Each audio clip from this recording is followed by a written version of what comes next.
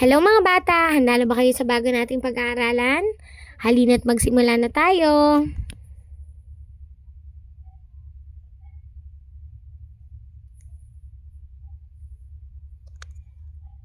Ating balikan ang mga hayop na makikita sa kagubatan o zoo. Ang mensahe natin ngayong araw ay nalalaman ko ang mga pangalan ng mga hayop na panghimpapawid at pangtubig. Mga hayop na makikita sa ilalim ng tubig: isda, dikya, pugita, dolphin, pusit, hipon,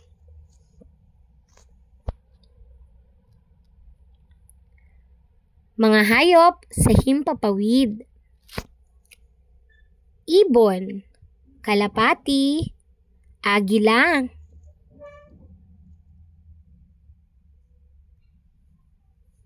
uwak, paniki, parot,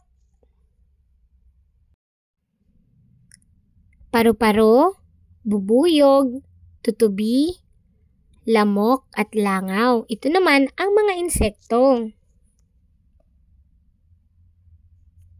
Isa pa mga bata, ulitin natin ang mga hayop na makikita sa dagat at ang mga hayop na nasa himpapawid.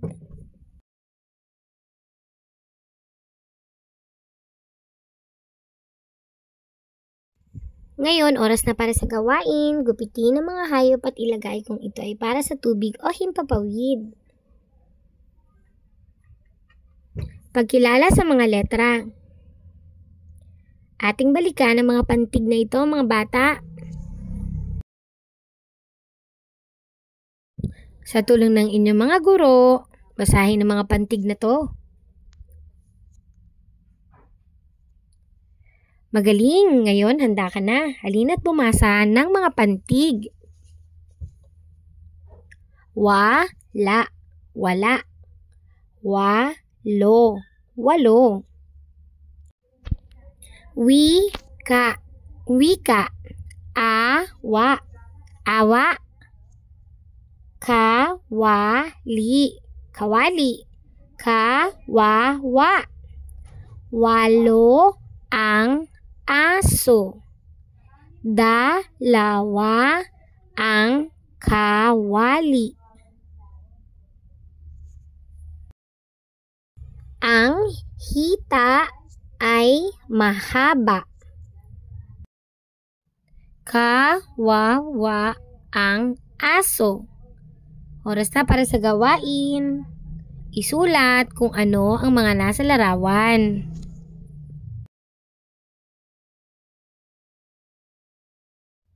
Pagkilala sa mga bilang.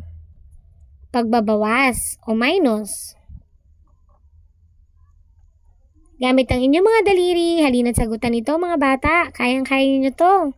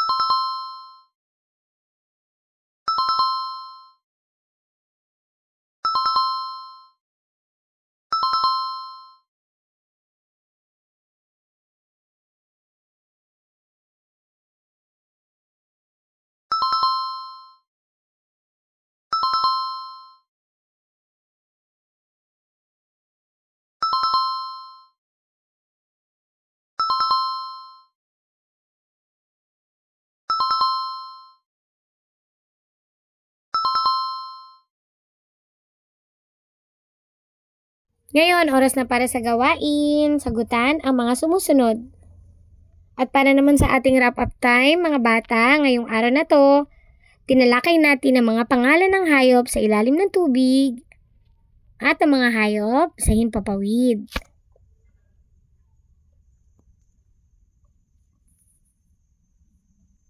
Ngayong araw na to, binalikan natin ng bilang 14 at letrang W. Paalam mga bata, hanggang sa muli!